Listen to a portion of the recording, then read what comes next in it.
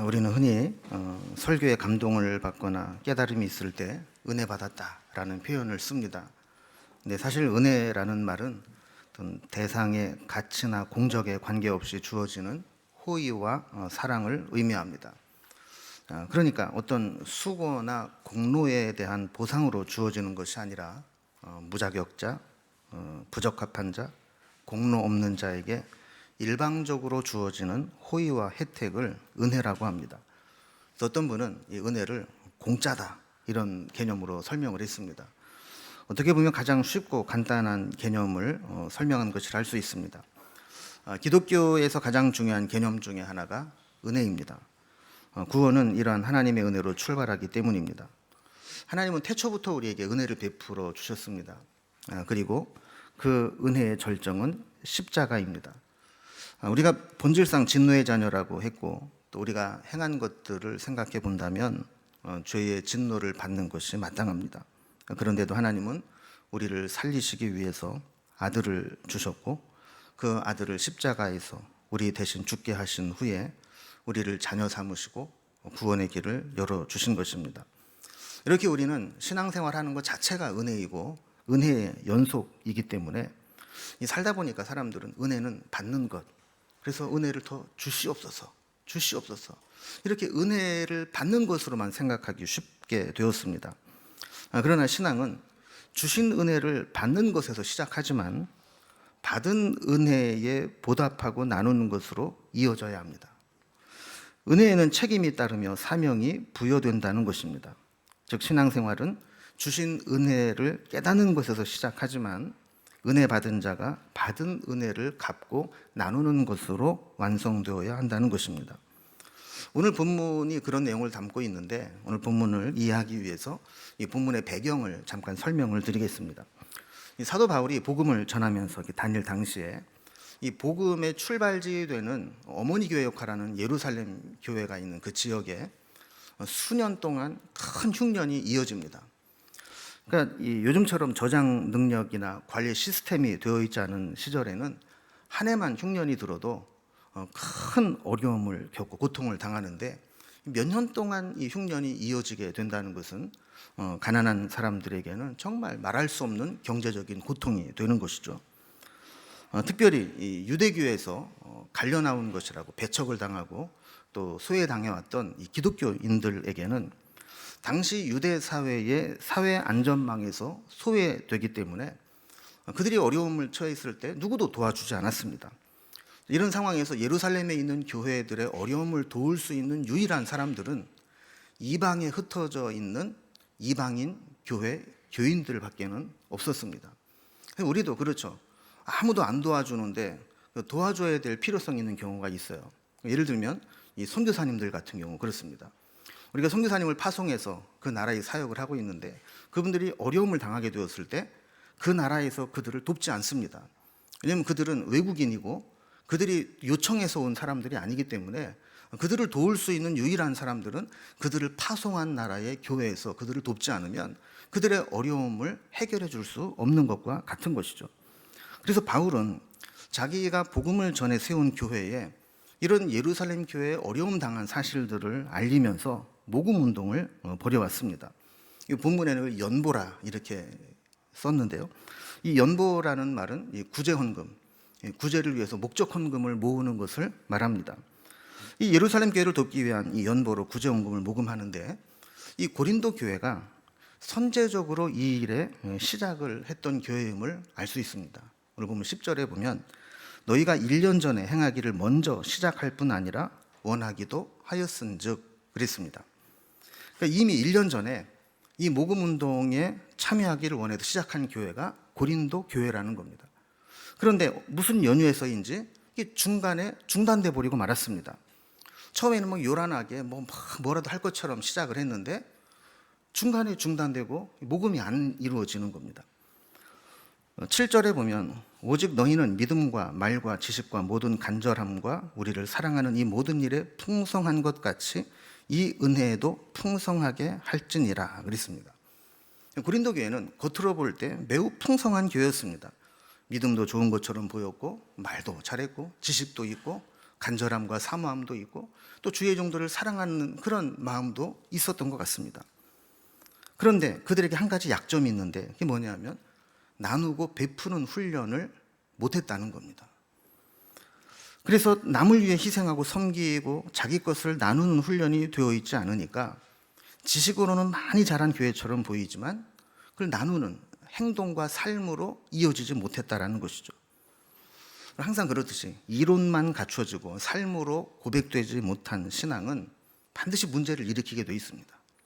여기저기에서 말만 하게 되고 말로 은혜를 다 까먹게 만드는 것이죠. 그래서 바울은 이 고린도 교회가 처음에 그렇게 선제적으로 먼저 시작했던 선한 일을 끝까지 완수하기를 원했던 겁니다. 11절에 보면 이제는 하던 일을 성취할지니 마음에 원하던 것과 같이 완성하되 있는 대로 하라. 이 말이 바로 예루살렘 교회를 위해서 연보하고 또 구제원금을 모으기를 시작했던 것 중단됐는데 다시 시작해서 완수하라는 이야기죠. 6절에 보면 그러므로 우리가 디도를 권하여 그가 이미 너희 가운데서 시작하였은즉 이 은혜를 그대로 성취하게 하라 하였노라. 전에도 바울은 이 디도를 보내서 이 일을 완성하라고 이야기를 한 적이 있었다는 겁니다. 그럼에도 불구하고 고린도 교회는 여전히 진척이 이루어지지 않았다는 것입니다. 자, 이렇게 고린도 교회가 시작을 했지만 중단되고 있던 차에 모범적으로 그 일에 참여한 교회들이 생겨나게 되었습니다.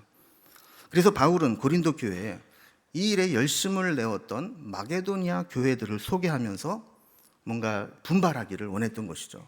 그래서 1절에 보면 형제들아 하나님께서 마게도니아 교회들에게 주신 은혜를 우리가 너희에게 알리노니 이렇게 시작을 했습니다. 그럼 마게도니아는 어떤 도시 이름이 아니라 한 지역의 이름입니다. 우리로 말하면 뭐 영남 지역, 호남 지역, 중부 지역 하는 것처럼 지역을 의미하는 것이죠. 당시 유럽을 이렇게 지역으로 나눈 지도를 통해서 확인을 해보면 이 마게도니아 지역은 지금으로는 그리스의 북부 지역입니다. 그리스 북부 지역을 통틀어서 마게도니아 지역이라고 부르고 있습니다. 여기에 대표적인 도시들은 성경에 있는 도시들을 보면 빌립보, 데살로니가, 베레아 이런 이제 도시들이 이 마게도니아 지역에 위치한 도시입니다. 자, 그리고 그리스 남부 지역을 우리는 아가야 지역이라고 부르게 됩니다. 이 아가야 지역의 대표적인 도시로는 아테네, 고린도, 스파르타 이런 도시들이 그리스 남부 아가야 지역에 있는 도시들이죠. 그러니까 예루살렘 교회에 대한 구제 사역의 시작은 남부 아가야 지역의 고린도 교회에서 제일 먼저 시작을 했는데 중단되면서 북쪽의 마게도니아 지역에 있는 교회들이 이 일에 매우 열심을 내었다라는 것입니다. 그런데 아이러니한 게 있습니다. 2절을 보면요. 환난의 많은 시련 가운데서 그들의 넘치는 기쁨과 극심한 가난이 그들의 풍성한 연보를 넘치도록 하게 하였느니라 그랬습니다. 그러니까 마게도니아 이 교회들의 지금 상황이 어떠냐면 이 환난의 많은 시련 가운데 있었다는 거예요. 여러분 보통 우리가 큰 환난을 겪고 있으면 남을 도울 여력이 없습니다. 일단 마음 자체가 여유가 없는 거죠. 그런데 이 마게도니아에게는 어떻게 된 것인지 역설적으로 그런 상황 가운데에서 넘치는 기쁨과 극심한 가난이 오히려 풍성한 연보로 이어졌다라는 겁니다. 사람은 보통 어려움을 당하면 가려져 있던 그 사람의 진면모가 드러나게 되어 있습니다. 정말 어려울 때 어떻게 하는가를 보면 그 사람의 내면의 깊은 것들이 다 드러나게 되는 것이죠. 근데 마게도니아 교회는 환난에 많은 시련이 있었고 극심한 가난을 겪고 있었지만 뜻밖에도 넘치는 기쁨과 풍성한 연보로 응답했다라는 겁니다. 3절에 보면 내가 증언하노니 그들이 힘대로 할 뿐 아니라 힘에 지나도록 자원하여 그랬습니다. 그러니까 바울은 이 전도 여행을 하면서 이 마게도니아 지역을 다녀왔죠.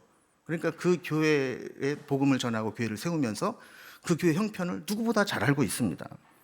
그런데 그들이 모금을 해온 것을 보니까 그들이 힘대로 할 뿐만 아니라 힘에 지나도록 했다는 거예요. 야, 어떻게 저 교회에서 이런 구제원금을 할 수 있는가 할 정도로 그렇게 풍성하게 했다는 겁니다. 4절에 보면 이 은혜와 성도 섬기는 일에 참여함에 대하여 우리에게 간절히 구하니 그랬어요. 우리말 번역에는 좀 약간 이해하기가 어렵게 되어 있는데 이 부분을 공동 번역 성경으로 보면 이렇게 번역을 해놨습니다. 자, 그리고 부디 자기네들에게도 성도들을 구제하는 일에 참여하는 특전을 달라고 자진해서 간청해 왔습니다. 그럼 뜻이 좀 이해가 되죠? 그러니까 마게도냐 형편과 상황을 잘 아는 사람이라면 너희는 안 해도 돼, 무리하지 마, 이렇게 말할 수 있는 상황임에도 불구하고 그들은 우리가 성도를 돕는 일은 특전입니다. 특권입니다. 우리에게도 참여하게 해주세요. 자진해서 간청함으로 가져왔다라는 거예요. 5절에 보면 이런 일은 우리가 예상하지 못했던 일이라는 겁니다. 그런데도 이렇게 힘든 상황에서 구제원금에 적극적으로 참여하게 된 이유를 바울이 발견하게 됩니다. 어떻게 저렇게 힘든 가운데서 구제할 수 있을까? 봤더니 마게도냐 교인들은 하나님께 자신을 먼저 드리는 헌신이 있었기 때문이라는 것이죠. 여러분, 우리가 내 거라고 생각하면 주는 게 아깝습니다. 주는 게 힘듭니다. 그런데 이미 나는 하나님께 다 드렸어요. 내 게 없어요. 그러면 내 거를 드려도 이거는 내 거 주는 건가 하나님 거 주는 거지. 이렇게 되니까 드릴 수 있다는 거예요. 그러니까 마게도냐 교회에서 그렇게 힘든 가운데서도 어떻게 그렇게 베풀 수 있는가를 봤더니 그들은 이미 자기 자신을 주님께 드렸던 신앙이 있었기 때문에 그 힘든 가운데서도 드리는 것이 어렵지 않았다는 겁니다. 이렇게 하나님께 나 자신을 먼저 드린 사람은 이 나누는 것에 있어서, 물질에 있어서 자유로울 수 있는 것이죠. 바울은 이러한 것을 명령이 아닌 간절한 격려로 고린도 교회가 이어서 하기를 원했습니다. 그래서 8절에 보면 내가 명령으로 하는 말이 아니요 오직 다른 이들의 간절함을 가지고 너희의 사랑의 진실함을 증명하고자 함이로다 그랬습니다. 그러니까 사실 우리가 제일 기분 나쁜 게 비교하는 거 아니겠어요? 눈치 없는 사람들은 저한테 와가지고 어느 교회 목사님이 그렇게 훌륭하다고 막 그래요. 저 정도 되는 인품도 감당하기 힘들어요. 이 비교하는 거 그거 제일 상처받는 겁니다.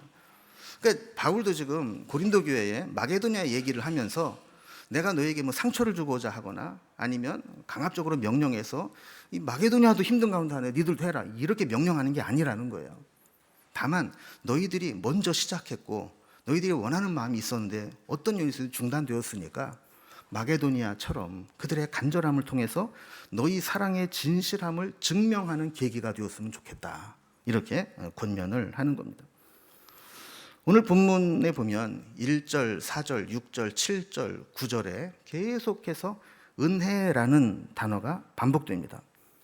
이렇게 은혜라는 단어가 계속 반복된다는 것은 오늘 본문을 이해하는 데 있어서 중요한 개념이 은혜라는 겁니다. 이 은혜라는 개념이 이 관통하고 있는 메시지가 있는데 이거를 이해해야 오늘 본문이 해석될 수 있습니다. 결론적으로 설명을 드리면 오늘 본문에 이렇게 5번에 걸쳐 나온 은혜라고 한 단어는 한국말 성경에는 그냥 은혜라고 똑같이 되어 있지만 의미적으로 보면 크게 두 가지 의미로 나누어진다는 것을 알 수 있습니다. 1절과 9절에 기록된 은혜라고 하는 것의 의미는 하나님께서 우리에게 베푸셔서 우리가 받게 된 은혜를 이야기합니다. 그러니까 우리가 흔히 은혜 받았다, 은혜를 주시옵소서 하는 하나님께 받은 은혜를 1절과 9절은 설명하는 거예요. 반면에 4절과 6절과 7절에 나오는 은혜는 은혜 받은 우리가 그 받은 은혜대로 나누고 베풀어야 할 사명과 책임으로서의 은혜를 의미하는 겁니다. 먼저 이 받은 은혜에 대해서 좀 살펴보겠습니다. 자, 1절에 보면 형제들아 하나님께서 마게도니아 교회들에게 주신 은혜를 우리가 너희에게 알리니 그랬습니다. 시작은 하나님이 우리에게 주신 은혜로부터 시작합니다. 이것을 알리기를 원한다는 거예요. 또 9절에 보면 우리 주 예수 그리스도의 은혜를 너희가 알거니와 그랬습니다. 우리를 살리시기 위해서 대신 죽어주신 예수님의 은혜, 그것을 알기를 원한다는 거예요. 그리고 1절과 9절에 보면 은혜라는 말 다음에 뒤따라 나오는 공통적인 말이 있습니다. 오늘 본문에도 노란색으로 표시를 했는데 1절에 보면 알리노니, 9절에 보면 알거니와 그랬어요. 그럼 은혜라고 하는 것은 깨달아 알 때부터 효력이 발생합니다. 아무리 큰 은혜를 받아도 그것이 은혜인 줄을 모르면 아무 소용이 없는 거예요. 그 풍성한 은혜를 받고도 깨닫지 못한다면 그것은 영적인 의식불명 상태와 다를 바가 없는 겁니다. 의식불명 상태에 있는 분들에게 아무리 의학적인 도움을 주고 간호를 해도 그분들은 모릅니다. 영적으로도 마찬가지입니다. 영적으로 의식불명 상태에 있는 분들은 아무리 큰 하나님의 은혜를 받아도 은혜로 깨닫지를 못하는 겁니다. 그러나 어느 순간 은혜가 깨달아지는 순간이 있습니다. 은혜를 알게 되는 순간이 있습니다. 그러면 우리의 삶이 완전히 달라집니다. 그래서 은혜를 받은 사람은 어떻게 해야 되는가? 받은 은혜를 나누고 베풀어야 된다라는 거예요. 그래서 두 번째 의미의 은혜를 살펴봅니다. 두 번째 은혜는 나누고 베풀 은혜입니다. 4절 말씀을 보면 이 은혜와 성도 섬기는 일에 참여함에 대하여 우리에게 간절히 구하니 그랬어요. 여러분 여기 보면 은혜라는 말과 성도 섬기는 일을 같은 개념으로 설명을 합니다. 그러니까 은혜라는 게 받는 것뿐만 아니라 성도를 섬기는 것, 나누는 것과 같은 의미로 사용하고 있는 것이죠. 또 6절을 보면 그러므로 우리가 디도를 권하여 그가 이미 너희 가운데도 시작하였은즉 이 은혜를 그대로 성취하게 하라 하였노니. 그럼 은혜를 성취하라는 말이 무슨 얘기입니까? 받은 은혜대로 예루살렘 교회를 돕는 구제하는 일을 하는데 그것을 성취하라는 거예요. 또 7절에 보면 오직 너희는 믿음과 말과 지식과 모든 간절함과 우리를 사랑하는 이 모든 일에 풍성한 것 같이 이 은혜에도 풍성하게 할지니라.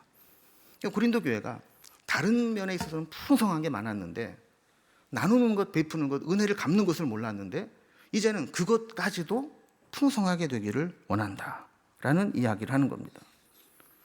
자, 이런 개념으로 오늘 본문을 통해서 우리가 좀 정리해야 될 은혜들을 몇 가지로 생각을 해보겠습니다. 첫 번째는 이신칭의의 교리를 오해하지 말아야 된다는 겁니다.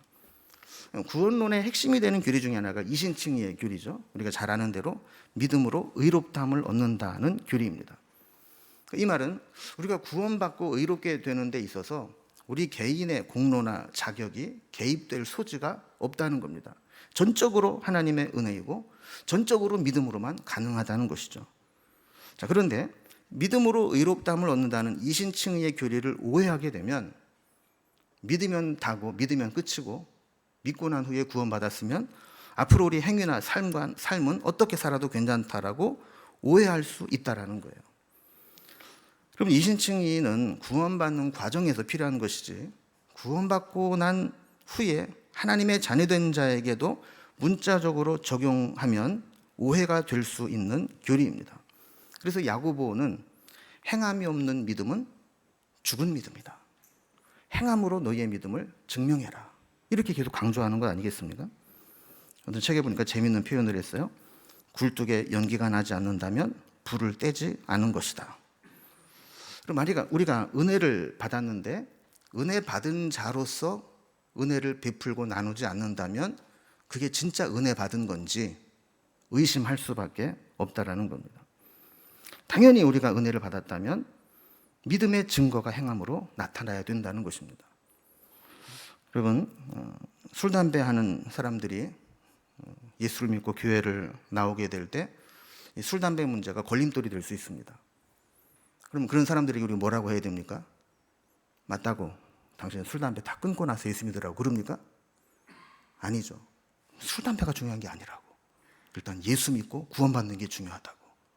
그런데 여러분, 예수를 믿은 지 10년, 20년, 30년, 40년 됐어요. 그런데도 불구하고 계속해서 술, 담배를 해도 됩니까? 라고 물어보면 뭐라고 대답을 해야 되죠? 이제 정리해야지.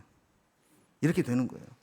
그러니까 예수를 처음 믿을 때 술, 담배를 하면서 믿어도 됩니까? 라는 질문과 예수를 오랫동안 믿었는데도 불구하고 계속 술, 담배도 됩니까? 라는 질문은 다른 거라는 거예요. 우리가 믿음으로 구원받는 것하고 믿음으로 구원받으니까 끝이다. 이것하고는 다른 개념이라는 것이죠. 두 번째로 오늘 본문에서 우리에게 주는 것은 받은 은혜가 있다면 나누어야 될 책임도 있다라는 것입니다. 은혜를 나누는 것은 받은 것을 전제로 합니다. 사랑도 마찬가지죠. 사랑도 받아본 사람만 줄 수 있습니다. 받아본 게 있어야 그대로 주죠. 받은 게 없으면 주는 게 참 어렵습니다. 은혜도 마찬가지입니다. 은혜도 받아본 사람만 나누고 베풀 수 있는 겁니다. 9절 다시 보면요, 우리 주 예수 그리스도의 은혜를 너희가 알거니와 그랬습니다. 여기서 은혜를 나누는 근거를 제시합니다. 이게 뭐냐, 우리가 먼저 예수 그리스도의 은혜를 받았기 때문에, 그것을 알았기 때문에 나누고 베푸는 것이 당연하다는 것입니다. 여러분, 은혜를 나눈다는 것은 매우 실제적이고 실천적인 것입니다. 말로만 추상적으로 돕는 것이 은혜가 아닙니다. 다행히 고린도 교회는 이미 은혜를 나누려고 연보를 계획하고 있었고 1년 전부터 시작을 했습니다. 베풀 수 있다는 것은 의무가 아니라 특권입니다. 여러분, 지원과 도움을 받는 게 더 큰 은혜입니까?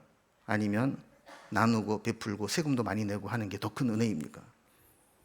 물론 지금 당장 형편이 어려워서 지원을 받아야 되고 도움 받아야 된다면 그것도 은혜입니다. 그러나 그보다 더 큰 은혜는 내가 세금도 낼 수 있고 나누고 베풀 수 있는 형편이 되는 것이 더 큰 은혜인 것이죠. 세상 사람들은 은혜의 법칙을 모릅니다. 그래서 모든 것이 다 자기 공로이고 자기 잘난 탓이고 자기가 노력하고 열심히 했기 때문에 지금의 내가 있다고 생각을 합니다. 이런 사람들의 특징은 뭐냐면 내가 이렇게 열심히 한 것에 대해서 보상을 받아야 된다고 생각을 하는 것이죠. 그러나 은혜를 아는 사람들은 지금 내가 여기까지 온 것이 다 하나님의 은혜입니다. 내 삶의 고비고비마다 하나님의 도우심과 은혜가 있었음을 인정하는 것입니다. 그래서 은혜를 모르는 사람은 늘 채권의식을 가지고 살아갑니다. 내가 이렇게 열심히 했고 내가 이렇게 잘났으니까 이런 보상을 받아야 돼, 이런 대우를 받고 대접을 받아야 돼 라고 생각을 하는 것이죠. 그러나 은혜를 아는 사람들은 어떻습니까? 자격 없는 내가 이런 은혜를 받았으니 이것을 나누며 사는 것이 마땅해, 이렇게 된다라는 것입니다. 그리고 우리는 사실 모두가 덤으로 사는 인생입니다. 우리는 예수를 믿을 때 이미 그리스도와 함께 십자가에 못 박힌 자들입니다. 지금 우리가 살아가는 것, 우리가 가지고 있는 것, 하나님께서 덤으로 은혜로 주신 것들입니다. 아까도 살펴본 것처럼 마게도냐 교인들이 힘에 지나도록 헌신할 수 있었던 비결은 은혜를 받은 대로 자신을 드리는 헌신으로 응답했던 것이 있었기 때문입니다. 마지막 세 번째로, 이 은혜를 그럼 나눈다는 것이 뭐냐? 이것은 책임의식이라는 겁니다. 은혜를 나눈다는 것은 상대방에 대해 내가 감당해야 될 책임을 지겠다는 것입니다. 상대방의 어려움에 무관심하거나 무반응으로 대하지 않고 책임 있는 행동을 하겠다는 거예요. 저희 교회에는 연세 드신 어르신들 중에 멀리서 오시는 분들이 많습니다. 천안에서, 일산에서, 의정부에서, 또 가까운 데는 도봉구, 노원구, 강북구에서, 또 때로는 경기도 광주에서, 또 동탄에서 오시는 분들도 있습니다. 네, 그런 분들이 교회에 오시면서 저에게 하시는 이야기가 있어요. 목사님 그렇게 열심히 하시려고 하는 거 우리가 아는데 우리가 지금 할 수 있는 거는 자리 채우는 것밖에 없습니다. 그래서 오늘은 교회 가는 게 힘들고 쉬고 싶은데 억지로 내가 자리 채우려고 교회 나옵니다. 이런 말씀을 하세요. 근데 제가 그 말씀을 들으면서 얼마나 마음이 뭉클하든지요. 여러분, 은혜는 책임감이거든요.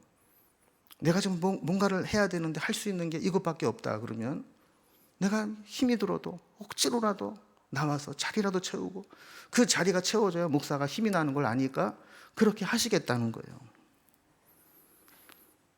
그럼 우리 교회는 종종 나눔이 필요할 때 그 이야기를 나눌 때가 있습니다. 그럼 보이지 않게 조용히 그분들을 섬기고 후원하는 손길들이 많이 있습니다.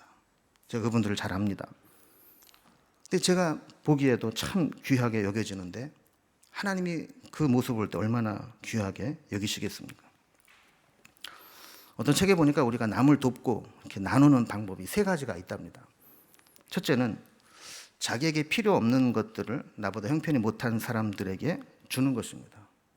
어차피 필요 없는 것이고 버릴 바에는 필요한 사람이 있으면 주겠다, 이렇게 돕는다는 것이죠. 두 번째는 나도 필요하지만 다행히도 나에게는 여분이 있어서 두 개가 되니까 필요한 사람 중에 없는 사람에게 하나를 나누겠다 하는 나눔이 있다는 거예요. 그러니까 누군가에게는 반드시 필요한 것인데 다행히도 나는 두 개가 있어요. 두 개 다 쓸 수는 없으니까 하나만 갖고 하나를 나누겠다라는 겁니다. 이게 바로 오늘 본문에 말하는 공평하게, 균등하게 한다는 개념의 나눔입니다. 세 번째는 자신이 가진 것을 나보다 귀한 자에게 주어서 자기는 없는 상태로 지내는 나눔도 있습니다.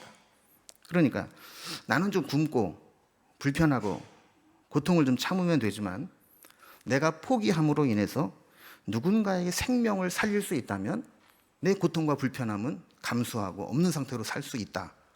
이런 나눔이라는 것이죠. 예수님께서 우리를 살리기 위해 주신 은혜는 이 세 가지 중에 어떤 것일까요?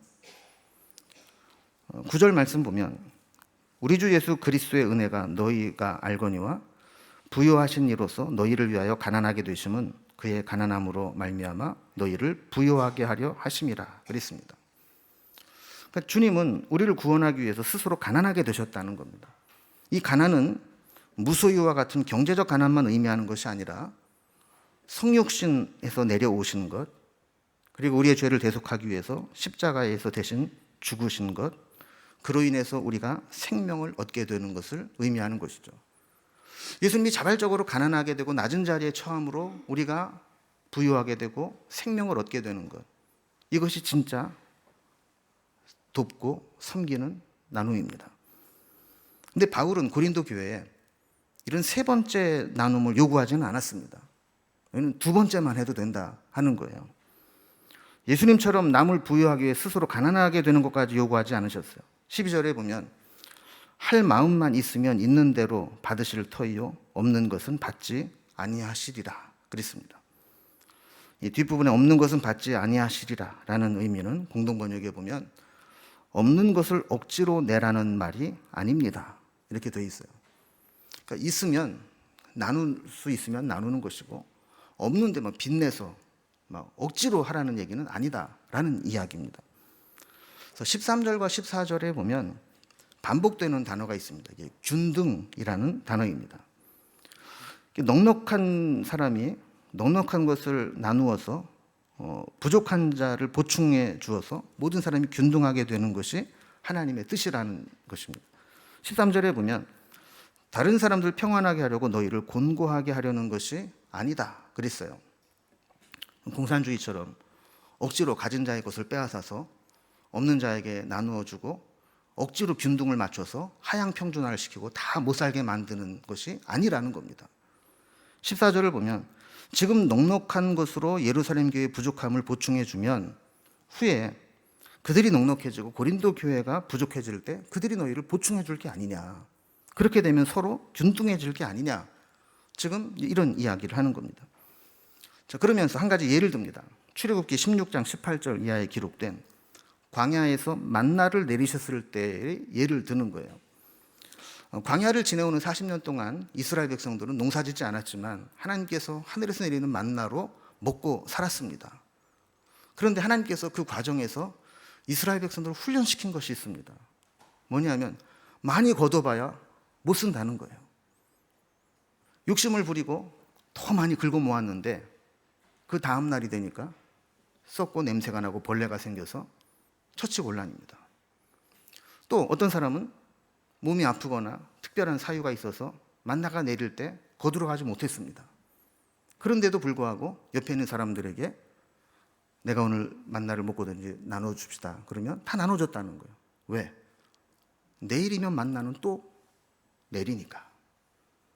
그래서 이 출애굽할 때 광야에서는 많이 거두는 자도 남을 게 없었고 못 거두는 자도 부족함이 없는 것을 훈련하게 하셨다라는 거예요.